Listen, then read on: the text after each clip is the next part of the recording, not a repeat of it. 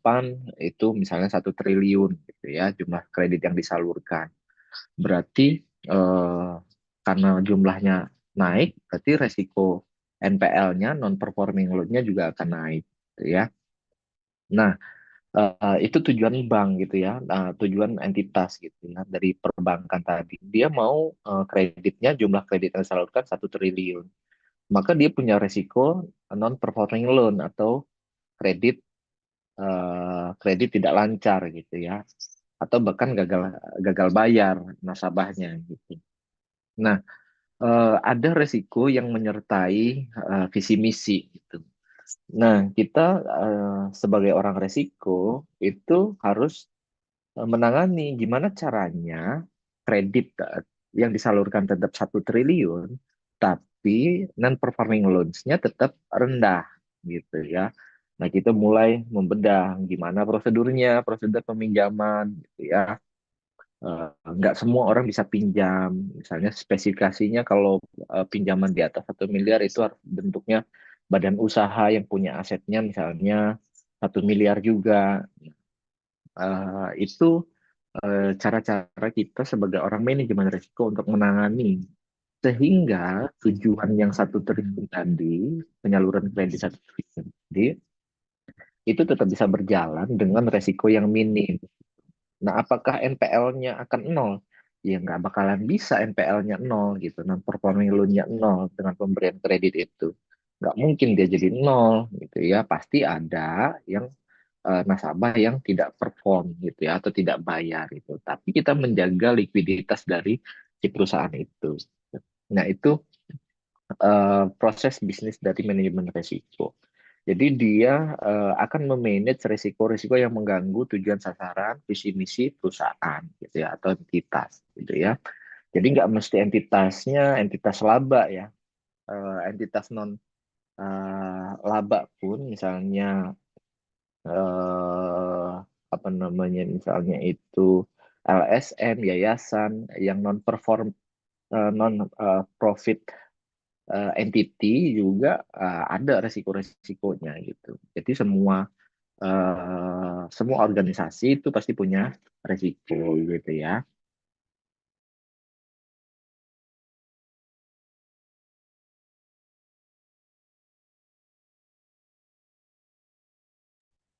Oke, sorry, skip sebentar. Jadi itu tadi proses bisnis dari resiko ya. Jadi kita memanage apa yang mengganggu dari visi misi tujuan dan sasaran dari uh, da- sehingga kita bisa memanage risiko gitu ya. Jadi nggak mesti lembaganya lembaga private private company nggak mesti, tapi juga bentuknya bisa ada universitas gitu ya. Universitas Lampung juga tuh punya unit manajemen risiko gitu ya. Banyak dia resiko-resikonya, misalnya resiko nggak dapat mahasiswa, misalnya gitu ya. Ada juga resiko yang berhubungan dengan operasionalnya, misalnya resiko ketidaktersediaan ruang kuliah sehingga harus Zoom. Nah, ini adalah salah satu resiko gitu ya. Maka universitas akan menganggarkan gitu dari resiko operasionalnya. Ini saya mulai masuk ke resiko operasional ya. Contoh resiko operasional. Resiko operasional itu misalnya tadi ketidaktersediaan ruang kelas gitu ya. Sehingga eh, dia harus punya ruang kelas tahun depan gitu sehingga dia nggak Zoom lagi. Nah, atau kelasnya dibikin hybrid gitu sehingga dia punya sarana prasarana kelasnya hybrid. Nah, ini resiko-resiko operasional. Kita mulai masuk materi ya. Sebentar saya sharing screen.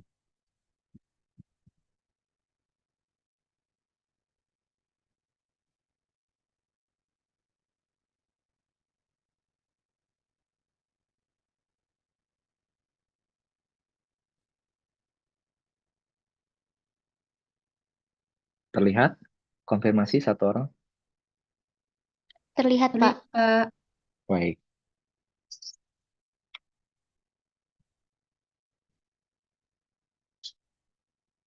Nah, ini kita mulai masuk subbab resiko operasional. Mulai dari pengertiannya di situ ya. Pengertiannya adalah resiko Operasional merupakan resiko kerugian yang diakibatkan oleh kegagalan dalam proses internal, baik itu SDM, sistem, atau dari kejadian eksternal yang dapat mengganggu operasional organisasi. Ya, resiko ini dapat muncul di semua sektor bisnis dan berhubungan dengan cara organisasi menjalankan aktivitas hari-harinya. Jadi kalau perusahaannya tidak menjalankan, misalnya ada perusahaan cangkang gitu ya, atau perusahaan yang dibuat operasionalnya nggak ada, apakah ada resiko operasional? Ya nggak ada gitu ya. Dalam resiko operasional ini timbulnya itu dari aktivitas sehari-harinya, gitu ya. Jadi dia produksi, misalnya perusahaan manufaktur contohnya apa? Misalnya Indofood deh dalam memproduksi mie Indomie-nya gitu. Nah, si pabrik Indofood itu kan memproduksi Indomie hari-harinya. Nah, sehingga dari aktivitas operasionalnya itu dia muncul resiko-resiko gitu ya. Misalnya tadi ada resiko SDM gitu misalnya. Resiko yang muncul dari SDM, misalnya resiko kecelakaan kerja gitu ya di SDM, di sumber daya manusia. Tiba-tiba orangnya eh, misalnya tangannya terjepit mesin misalnya. Nah, itu muncul dari kegiatan hari-harinya karena operasi mesinnya yang mengoperasikan orang, ada orangnya, orangnya itu punya resiko kecelakaan kerja, gitu ya, menimbulkan resiko kecelakaan kerja. Nah, kalau udah kecelakaan kerja, si Indofood tadi kan harus bayarin apanya? Harus bayarin pengobatannya, gitu ya. Nah, kalau jumlah biaya pengobatan, misalnya jumlah kecelakaan kerjanya tinggi, berarti Indofood bayar kecelakaan kerjanya akan tinggi, sehingga resiko itu harus ditanggulangi. Salah satu caranya adalah mendaftarkan si pekerja tadi, si SDM tadi, si manusia tadi itu punya asuransi kesehatan, misalnya dia harus didaftarkan BPJS. Begitu dia didaftarkan BPJS, maka resiko operasional kecelakaan kerja yang harusnya tadi dibayarin perusahaan, maka pada saat kecelakaan kerja terjadi, itu nggak perusahaan yang bayarin, tapi asuransi. Nah, penanganan resiko itu nggak harus treatment, tapi dia bisa ditransfer ya. Saya tekankan di sini bahwa resiko itu nggak harus ditangani oleh internal. Jadi nggak mesti si Indofood buat perusahaan asuransi, nggak mesti gitu. Toh ada perusahaan asuransi yang sudah tersedia gitu ya, tinggal kerjasama. Nah, resiko kecelakaan kerja tadi ditransfer ke perusahaan asuransi. Nah, itu salah satu contoh resiko nggak mesti ditangani oleh pihak internal, tapi boleh ditransfer. Cara penanganannya itu bisa dengan transfer, ya. Nah, itu pengantar ya. Kemudian elemen resiko operasional. Yang pertama proses internal. Nah, ini yang saya contohkan tadi. Kesalahan dalam prosedur bisnis, ketidaktepatan dalam pelaksanaan proses yang dapat menyebabkan ketidakakuratan hasil gitu ya. Nah, ini ada prosedur-prosedur bisnis yang mungkin bisa menyebabkan kesalahan sehingga dia mengganggu keakuratan hasil ya. Kemudian ada manusia, kesalahan manusia yang berdampak signifikan pada operasional perusahaan seperti kurangnya pelatihan, kelalaian atau kecurangan. Nah, ini saya contohkan tadi ya. Ada kelalaian, kalau manusia itu ada pasti ada lalainya gitu ya, ada nggak masuknya gitu ya, ada juga fraudnya gitu ya. Kalau di bagian keuangan juga nanti ada fraudnya gitu, ada duitnya diambil, ada duitnya tidak disetor gitu ya. Kemudian sistem teknologi informasi, gangguan sistem nih. Gangguan sistem ini biasanya serangan cyber gitu ya. Misalnya kalau di perbankan kemarin misalnya ada link WA untuk BRI gitu ya. Misalnya klik link ini, kemudian nanti link itu akan membaca semua informasi perbankan di BRI, sehingga bisa jadi saldonya juga kemakan atau ditransfer ke orang-orang, gitu ya. Nah, serangan-serangan seperti ini juga mungkin muncul dari resiko operasional, ya. Kemudian kejadian dari eksternal, kejadian eksternal ini biasanya bencana alam, pandemi, ya kan, kemudian juga peraturan pemerintah yang berubah-ubah gitu ya.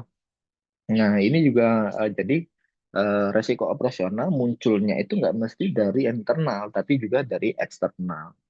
Nah, kalau misalnya terjadi gempa bumi, pabriknya rubuh gitu ya, maka yang harus dilakukan adalah yang pertama adalah mengasuransikan asetnya gitu ya. Bisa juga pabriknya tadi diasuransikan gitu. Jika terjadi gempa bumi, pabriknya rubuh sehingga perusahaan, waduh, nggak punya duit lagi nih untuk bangun pabrik. Kalau pabriknya diasuransikan, maka asuransi akan mengganti keseluruhan kerugian bencana alam gitu ya.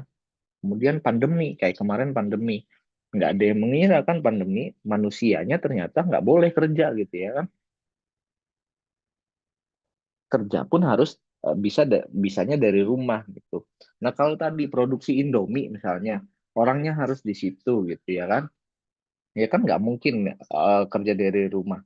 Nah, itu kan akan mengganggu proses bisnis dari si produksi Indomie itu tadi gitu ya. Jadi kemudian juga dicontohkan di situ peraturan pemerintah yang berubah-ubah misalnya. Nah, misalnya aja yang mengganggu itu, saya kasih contoh resiko pajak misalnya, resiko yang timbul akibat pajak. Misalnya PPN tahun kemarin baru 10%, kemudian setelah pandemi dinaikkan jadi 11%. Kemudian tahun ini itu dinaikkan, tahun depan itu rencana dinaikkan lagi PPN-nya jadi 12%. Nah, resiko sebagai perusahaan kan nggak ngitung PPN-nya itu akan naik kan. Nah, apa namanya? Fluktuasi atau perubahan yang berubah-ubah itu akan mengganggu visi misi perusahaan. Minimal di situ dia akan mengganggu harga jual. Misalnya tadi kita contoh balik lagi Indomie ya. Ini saya contohin yang paling sederhana karena kalian kan paling dekat dengan Indomie sebagai anak kos kan. Nah, di Indomie itu misalnya tadi harganya misalnya 3.000 setelah PPN 10% itu adalah 3.300 dan misalnya. Kemudian naik lagi jadi 11% jadi 3.300 3.400 nih. Dinaikkan lagi jadi 12%, naik lagi harganya.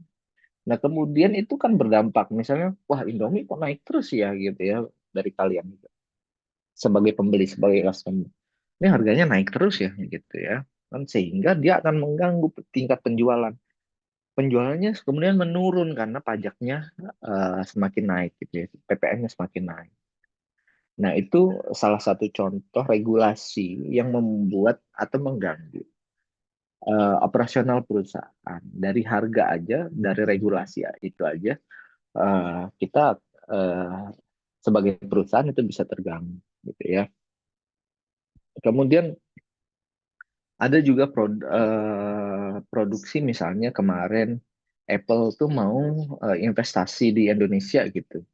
Nah, ternyata suku cadang di Indonesia untuk memproduksi Apple itu ternyata nggak ada, sehingga harus impor. Nah, pemerintah kita kalau impor ternyata ada bea masuk gitu. Bea masuknya tinggi sekali gitu ya. Dan bahkan bea masuknya tarifnya berubah-ubah juga gitu. Nah, itu salah satu contoh juga terkait resiko operasional.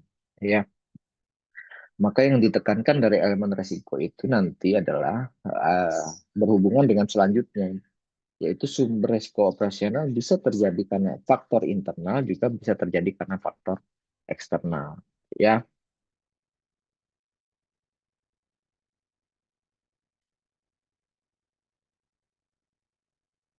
kemudian kita lanjut contoh kasus resiko operasional.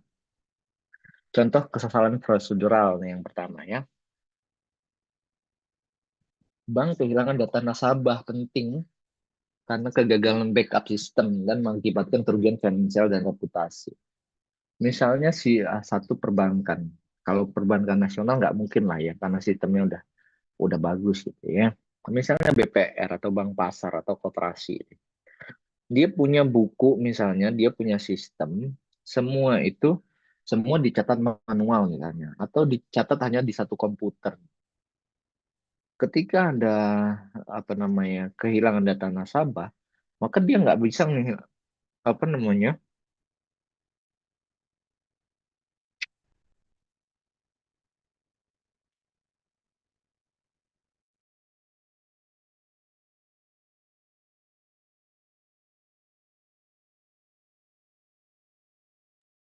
Oke, sorry. Kehilangan data nasabah ketika si BPR tadi yang menyimpan satu data nasabah itu dalam satu komputer, kemudian data itu hilang, yang terganggu adalah yang pertama adalah dia nggak bisa nagih tuh misalnya, ya. Kemudian dia nggak tahu nama nasabah, gitu ya. Nah sehingga dia mengalami kerugian gitu. Bisa kerugian finansial juga pas kerugian reputasi, ya. Kemudian dicontohkan di situ juga kesalahan manusia. Seorang karyawan tidak sengaja mengirim data sensitif ke pihak keluar sehingga menyebabkan kebocoran dan potensi tuntutan hukum. Nah, ini biasanya data-data rahasia ya, data-data yang terkait dengan rahasia. Biasanya ini di lembaga negara ya. Lembaga negara itu banyak data-datanya bentuknya rahasia, nggak boleh diketahui umum. Kalau misalnya diketahui umum, misalnya gini, misalnya anggaran buat bikin jalan itu atau infrastruktur itu jauh lebih besar daripada anggaran BLT, bantuan tunai itu, bantuan sosial gitu ya.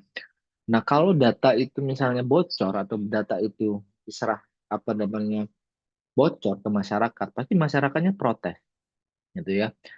Tapi satu sisi pemerintah juga harus bangun infrastruktur misalnya, gitu ya, karena infrastrukturnya udah nggak layak gitu. Kalau infrastrukturnya nggak dibangun, nanti transportasinya keganggu. Kalau transportasinya keganggu, biaya transportasi mahal. Kalau biaya transportasi mahal, maka barang yang akan dijual juga mahal. Nah, eh, satu sisi pemerintah memikirkan itu, satu sisi masyarakat itu pasti lihatnya kok dana anggaran tuh ke infrastruktur semua gitu ya. Yang buat rakyat mana nih, yang buat masyarakat mana nih, kok kecil banget. Nah, padahal eh, nah itu salah satu contoh ya. Misalnya data itu bocor ke masyarakat, maka dia akan menimbulkan gejolak di masyarakat, ya kan? Bisa jadi masyarakatnya demo, gitu ya kan? Nah, begitu demo itu kan resiko, gitu ya. Nah, kemudian infrastruktur yang nggak kebangun, misalnya infrastrukturnya ketunda. Kalian kalau jalan berlobang aja deh di Bandar Lampung misalnya, jalan berlobang, motor kalian masuk lubang kan kalian kesel ya. Kalian kesel tuh. Ini mana sih pemerintah kok nggak infrastrukturnya nggak diperbaiki? Nah, pemerintah itu pada pada pada kasus ini ya, dia harus di satu sisi dia harus memikirkan infrastruktur, tapi satu sisi juga dia harus memikirkan social cost ya. Nah, jadi tujuan pemerintah harusnya di infrastruktur itu dibangun atau diperbaiki tahun ini. Kalau gejolak, kan nggak jadi itu jalan bolong diperbaiki. Misalnya jalan Kampung Baru itu yang tengah-tengah ada selokan itu nggak diperbaiki, kan sebagai pengguna kan eh, kalian juga akan merasa pemerintah nggak melakukan apa-apa. Nah, tujuan pemerintah membangun infrastruktur itu tadi adalah untuk masyarakat. Nah, kalau itu terganggu, ada gejolak, misalnya masyarakat Kampung Baru, ke Kampung Baru, Unila itu protes gitu. Nggak usah bikin aspal, apa no, nggak usah ngaspal gitu ya kan. Nah, kalau udah nggak ngaspal berarti itu masih ada tuh air-air selokan di Kampung Baru. Itu kan agak mengganggu kan. Nanti akhirnya juga akan protes. Ini gimana sih pemerintah gitu, infrastrukturnya nggak dibangun. Nah, itu juga akan mengganggu gitu ya, data-data rahasia itu bocor kemudian juga bisa menimbulkan tuntutan hukum. Nah, kemudian contoh gangguan sistem. Nah ini contoh tadi ya, yang di atas yang sebelumnya saya bilang ada serangan cyber dan sebagainya. Ya,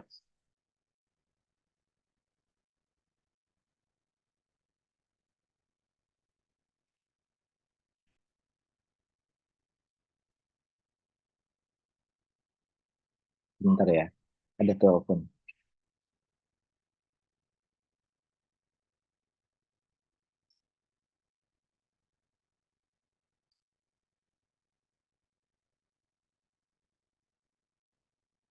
Nah ini pendekatan dalam mengelola operasional. Yang pertama kali dilakukan di resiko itu pasti identifikasi. Ya.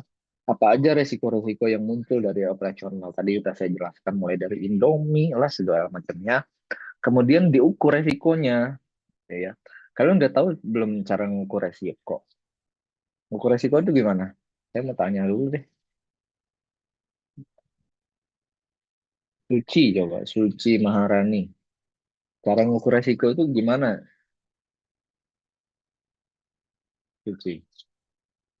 Izin Pak, tergantung resiko apa yang mau diukur. Kalau misal sebelumnya resiko pasar itu ada beberapa metode seperti em, deviasi standar, value at risk atau VAR, dan stress testing.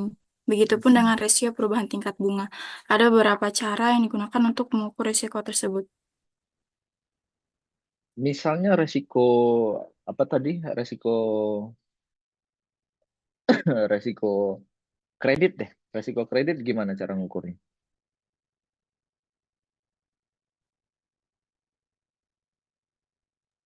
Izin Pak, risiko kredit itu ada dua pendekatan, ada pendekatan kualitatif dan kuantitatif. Kalau kualitatif itu Hmm, menggunakan penilaian eh, 3 3P dan 5C, sedangkan kalau untuk kuantitatif itu bisa menggunakan skor kredit. oke. Resiko kredit itu munculnya biasanya di perbankan ya kan, Suci ya? Betul, Atau Pak. di di perusahaan private juga bisa ya muncul resiko kredit. Contoh resiko kredit itu apa sih? Contoh dari resiko kredit yang terjadi misalnya di perusahaan kasus studi kasus deh. Apa yang kira-kira yang mungkin muncul dari resiko kredit?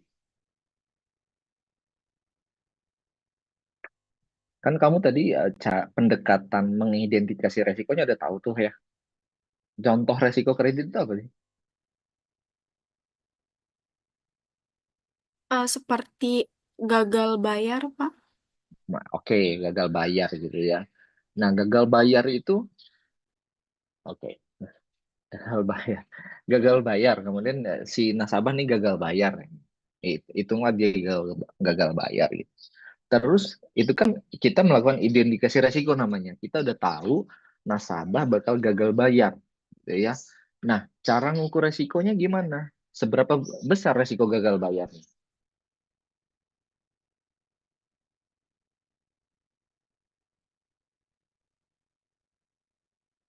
Kalian udah diajarin probability kali dampak belum ya?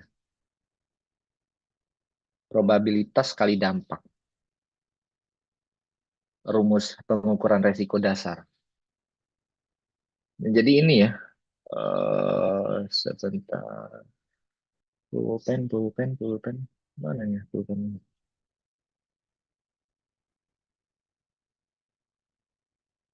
Itu belum diajarin ya? Jawab satu orang, please.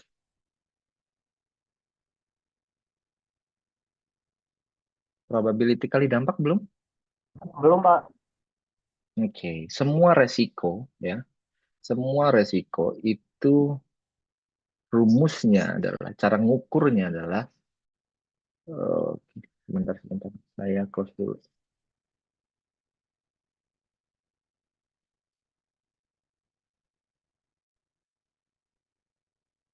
Hmm,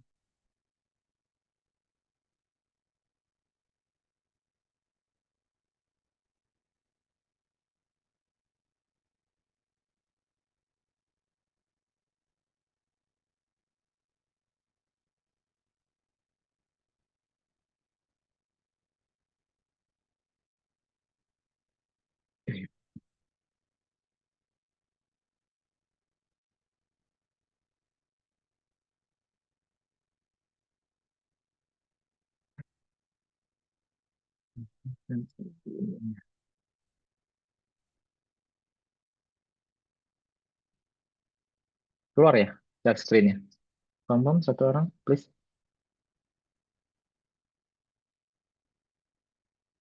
Keluar nggak? Keluar, Pak. Oke, ya.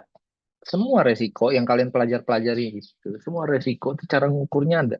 eh, Pasti ya, cara ngukur resiko, kalau ditanya cara ngukur resiko adalah resiko itu sama dengan probabilitas dikali dampak, gitu ya.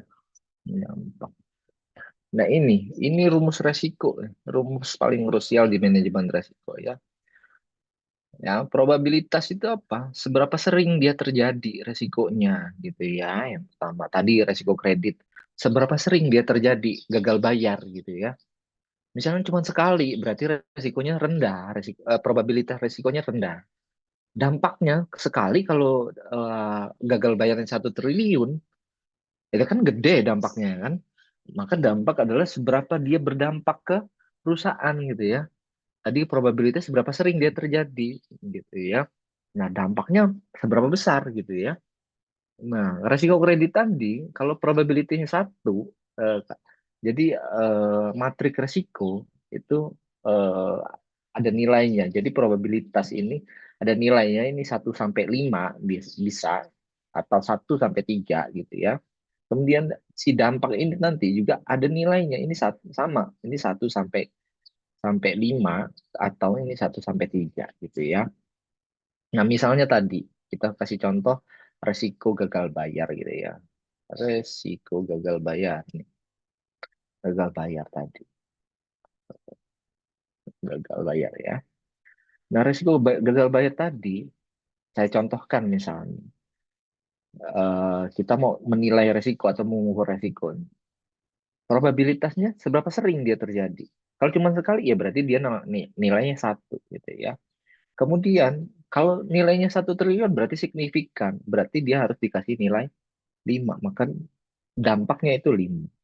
Berapa nilai risiko gitu? Maka dia 5 ya.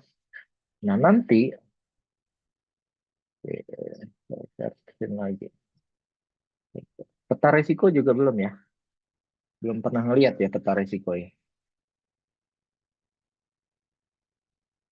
Saya mau kasih contoh supaya nanti kita gampang. Kita mau ngapain tuh nanti kita tahu ya. Kalian mau ngapain tuh kalian tahu. Oke,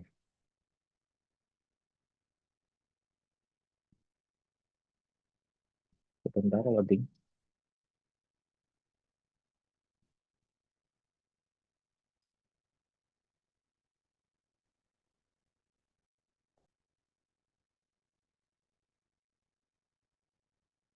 Excelnya keluar? Keluar, Pak. Oke. Nah, ini tuh, ini Unila punya ya. Ini karena saya bagian dari tim manajemen risiko universitas nih, karena makanya punya, bisa ngasih contoh aja. Nanti itu kalian di akhir, saya akan buat kalian untuk membuat Excel ini, mengisi Excel ini gitu ya. Nah, jadi nilai 1,5 tadi itu akan mengeluarkan peta resiko namanya. Nah, peta resiko ini nih, matrik resiko ini nih. Di sini harusnya oh, di sini nih dampak nih di sini ya. Jadi di sini tuh dampak. Yang bawah ini dampak ya.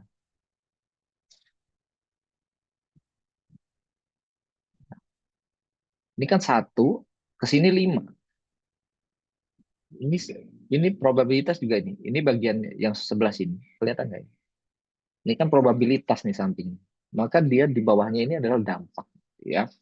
Jadi kalau dia nilainya tadi 1 kali 5 ya kan. Tadi berapa? Probabilitasnya kan 1. Berarti dia ada di sini ya. Tapi dampaknya gede, berarti dia resikonya ada di sini.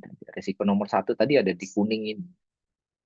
Nah, nah ini tuh hasil rekapannya nih. Jadi bunder ini adalah resiko. Resikonya ada di mana? Gitu ya. Semakin dia probability-nya semakin eh, probability dampaknya semakin besar, maka dia ada di sini nih, ada resiko nih.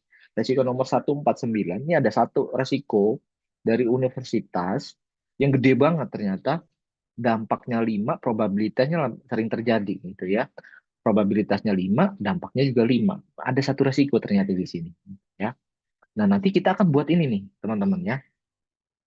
Daripada teori-teori terus, tapi teman-teman nggak ngerti caranya mengukur resiko tadi, kan? Nah, saya nanti akan ngasih ini, gitu ya. Kita akan memulai praktik di sini karena ada saya lihat di pertemuan terakhir itu ada aplikasi manajemen resiko. Nah, ini teman-teman nanti. Resiko itu yang pada intinya cuma satu ini, cuma satu sheet ini aja. Dia mau tahu resikonya di mana gitu ya. resiko yang paling gede itu apa gitu ya. Kemudian nanti resiko-resiko ini kan mau ditangani nih. Nah, setelah ditangani dia turun atau enggak. Nah, tadi kan di risk profile di Unila tadi, ini kan ada ya satu resiko. Kemudian setelah ditangani ternyata resikonya yang tadi di sini itu udah nggak ada tuh teman-teman. Resikonya semua turun ke sini, gitu ya. Resikonya semua turun di sini. Nah, itulah manajemen resiko, memanage resiko gitu ya. Dia menurunkan resiko di sini. Nah, itu tadi yang saya bilang statement di awal. Resiko nggak bisa nol karena minim-minim dia adalah 1 kali 1. Maka dia ada di sini, ya. Nggak mungkin dia nol, ya. Setengah semester ke depan akan saya ajarkan yang ini, ya. Nah, ini contoh pengukuran risiko, ya.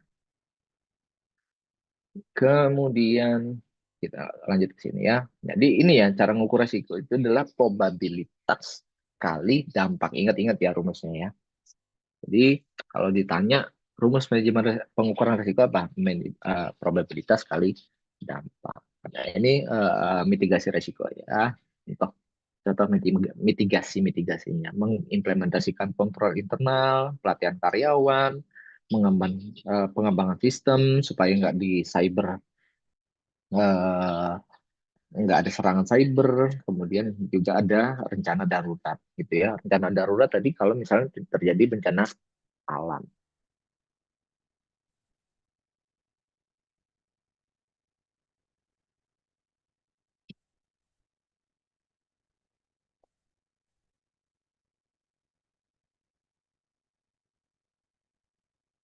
Nah, ini ada soal nanti kok saya kasih materi aja dulu. Nah, ini berikut contoh mitigasi risiko operasional yang diterapkan oleh perusahaan dalam berbagai sektor. Ini ada automatisasi proses. Yang pertama, contoh risikonya adalah kesalahan manual dalam entry data atau eksekusi proses kompleks, gitu ya.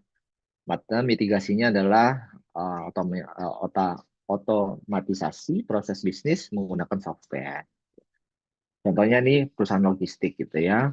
Nah, ini kemudian ada pelatihan dan pengembangan karyawan, human error, maka mitigasinya kasih pelatihan, ya. Kemudian kontrol internal kurang, nah, mitigasinya kontrol internal, eh, segerasi tugas gitu ya, separatization of data gitu ya, pemisahan tugas gitu ya, sehingga tugas setiap orang ada di situ jelas, tanggung jawabnya juga jelas. Kemudian ini data backup pemulihan bencana gitu ya. Kalau ada bencana gimana gitu ya. Misalnya Unila kena bencana, kan ada mau mega trust tuh. Unila kalau rektoratnya rubuh gimana gitu ya. Ada nggak gedung lain yang bisa dipakai jadi rektorat gitu ya. Ada nggak gedung yang tahan sama bencana alam mega trust gitu ya. Maka Unila kalau bangun gedung mulai sekarang harus tahan berapa skala liter gitu ya. Kalau ada gempa 8 skala liter dia harus tahan. Nah, itu salah satu contoh. Kalau rektorat dulu dibangun kan eh, nggak nggak prepare untuk disaster. Ya, sekarang Bang Unila bangun pasti mempertimbangkan kalau terjadi gempa. Ya, nah itu salah satu contoh penanganan resiko. Kemudian nih tadi yang saya pesankan juga adalah nggak harus ditangani sendiri, bisa juga resiko ditangani dengan mentransfer dengan menggunakan asuransi. Ya, nah ini materi-materinya nanti bisa saya share sebagai contoh dan sebagai bahan bacaan, teman.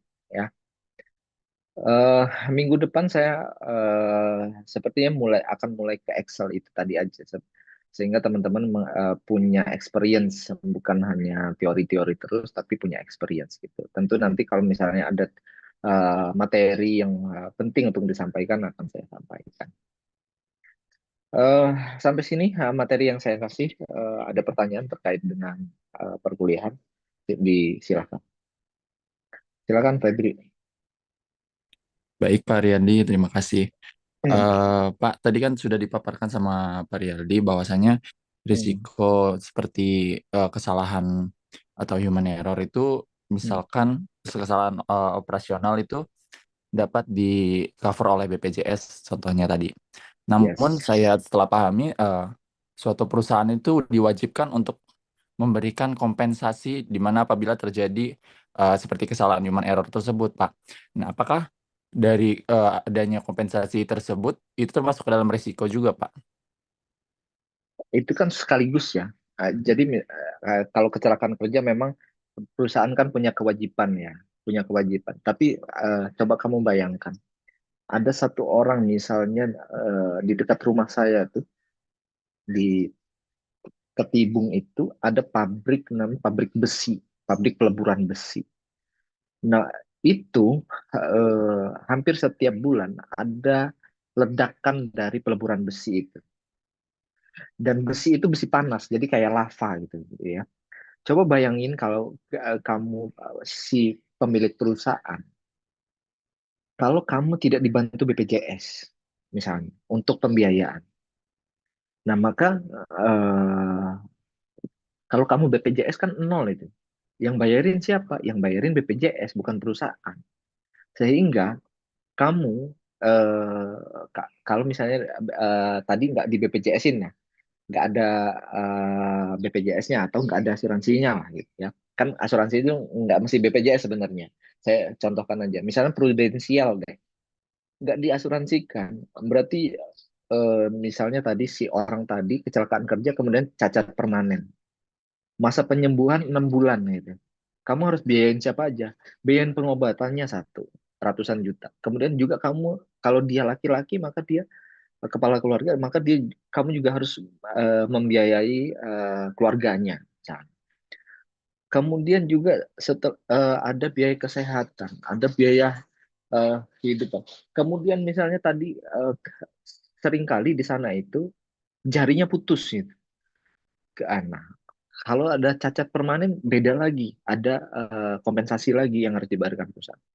Misalnya untuk satu orang itu, kalau kamu eh, nggak asuransikan, kamu harus mengeluarkan 1 miliar untuk satu orang.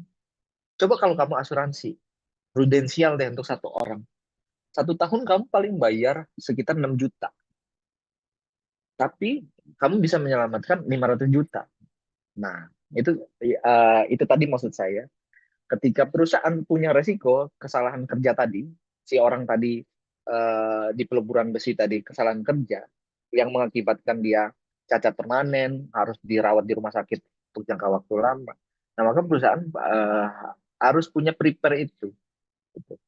Dia harus mengidentifikasi resikonya. Ada resiko yang dia tangani sendiri. Kasih kompensasinya oke.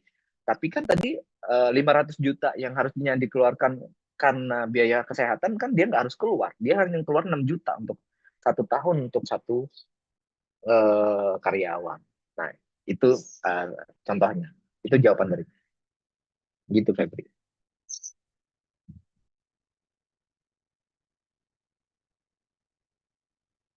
Ada lagi? Atau Febri mau menanggapi? Berarti memang dalam pengendalian risiko tersebut selain sudah di misalkan tadi Bapak sebutkan asuransi dapat misalkan menyelamatkan 500 juta. Nah, Berarti selain itu ada hal lain yang harus disiapkan ya Pak. Misalkan yang tidak tercover asuransi itu memang sudah diantisipasi gitu Pak. betul. Itu kan resiko regulasi ya. Tadi kan ada resiko regulasi juga dari faktor internal kan. Begitu ada regulasi yang mengharuskan kompensasi, ya kita harus persiapkan gitu secara keuangan. Atau ya kita buat SOP gitu ya misalnya. Misalnya kalau di pabrik, kamu kan nggak bisa tuh jalan di bukan pabrik itu kan ada cat ya di lantainya tuh ada cat dia. Jadi orang tuh ya harus jalan di situ gitu. Kamu buat SOP-nya gitu. Gitu. Kamu juga bisa menganggarkan untuk SOP untuk menangani kesalahan kerja misalnya. Nah, kalau kamu identifikasi dulu tadi ke apa namanya kecelakaan kerja itu asal muasalnya dari mana? Akar masalah namanya. Nah, nanti setiap resiko itu punya akar masalahnya. Akar masalahnya itu apa? Misalnya tidak ada SOP orang harus jalan di mana. Sehingga kamu harus bikin SOP-nya, jalan di mana gitu ya. Jalan nggak boleh dekat mesin peleburan misalnya. Gitu. Kalaupun dekat ada pengamannya gitu. Nah, itu salah satu cara menangani resikonya. Jadi yang 500 juta tadi kan udah di tangan yang asuransi nih, kamu cuma bayar 6 juta, harusnya bayar 500 juta. Nah, 500 juta ini kalau nanti kejadian lagi, kan dia kehilangan 500 juta. Gimana cara meminimalisir resiko kehilangan kerugian 500 juta ini? Ya buat SOP-nya gitu ya kan. Hindari kecelakaan kerjanya gitu. Gimana caranya bikin SOP? Orang harus jalan di tempatnya gitu ya kan. Kemudian juga bikin sistem pengamannya gitu. Misalnya uh, dibuat sistem pengamannya gitu ya, ada batasan gitu, misalnya ada besi yang harus nggak boleh dilewati seperti itu, sehingga nanti 500 juta ini ya nggak akan keluar lagi, kecelakaan kerja nggak akan terjadi lagi. Nah, itu prosesnya akan terus menerus gitu. Kecelakaan kerja itu setiap tahun akan di adjust atau diperbaiki secara terus menerus, sehingga dia nanti resiko kecelakaan kerja yang tadinya misalnya ada di 25, karena 5 kali 5 probabilitasnya 5, dampaknya 5, nah dia jadi turun di 1 kali 1 tadi ya, probabilitasnya cuma 1 orang setahun gitu ya kan. Kemudian dampaknya juga kecil karena udah ada pengaman semua, udah ada asuransi, udah ada pengaman, udah ada SOP gitu. Nah, kayak gitu Febri. Baik, Pak. Eh, izin menambahkan ya, Pak, Ya. terkait tadi yang Bapak paparkan, tabel risiko yang tadi Bapak jelaskan, itu sudah pernah disinggung juga sedikit, Pak, sama Bu Hmm. Fiska. Hmm. Oke, oke, ya berarti oke. Bagus dong. Harusnya memang dikasih di awal-awal sehingga memang matrik resiko namanya atau peta resiko. Ada lagi yang mau ditanyakan?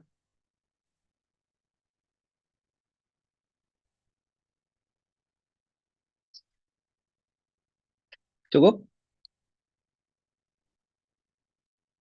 Oke, kalau cukup, saya rasa cukup materi terkait dengan resiko operasional.